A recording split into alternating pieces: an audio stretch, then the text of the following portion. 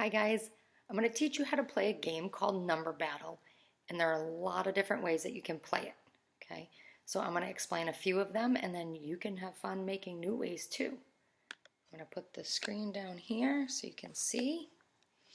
So this is a two-player game. The easy way to play it would just be each person would flip up one card, and I have some pretty cool cards because my cards go up into the teen numbers. Okay, but you can play them with just regular cards or you can get index cards. So my partner has an 11, I have a 9.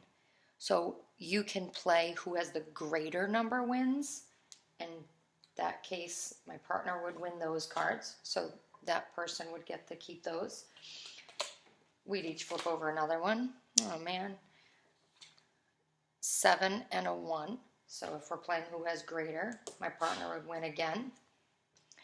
And then I would keep playing.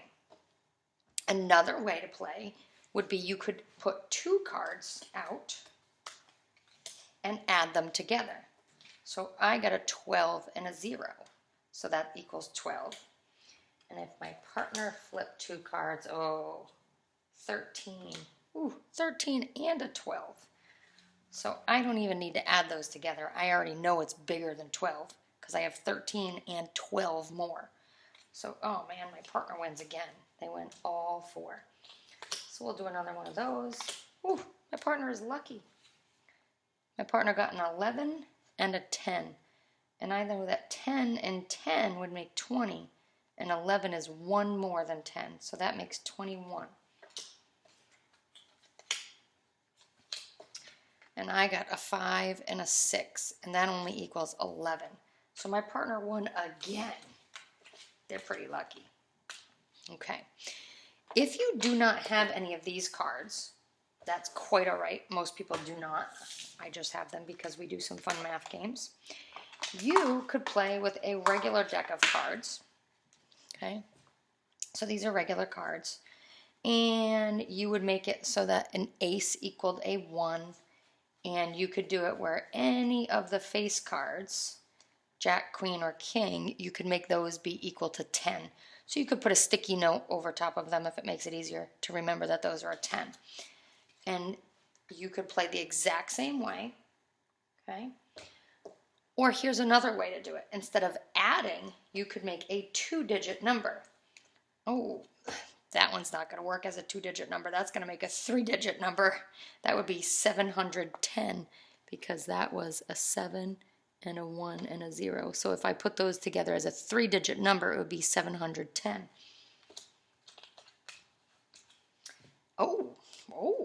And this one would be a 10 and a 10. So that would be 1010. Okay, so that was a bad example to start with.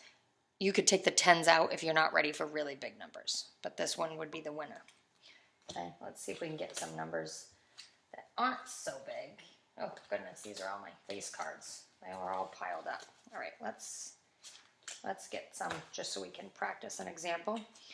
So again, if you're not ready to do really big numbers, just get rid of those face cards. So I made the number 42. So again, we're not adding, we're making a 2-digit number, putting them side by side and making a 2-digit number. 42. And my partner has the number 63. So which is greater, 42 or 63? 63, you got it. This one has 6 groups of 10. It's a bigger number or a larger number or a greater number. So my partner would win again. My partner is pretty lucky. Okay, so you can play this with just single-digit cards, 0 through 10. Or if you wanted to make your own cards and make higher numbers, you can. Or you can just use a regular deck of cards and make 2-digit numbers like that to make them larger.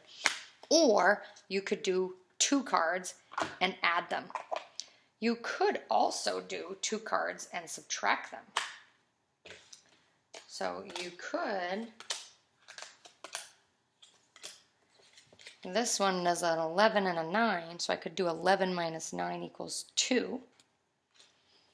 And this would be a 9 and an 8, so 9 minus 8 equals 1.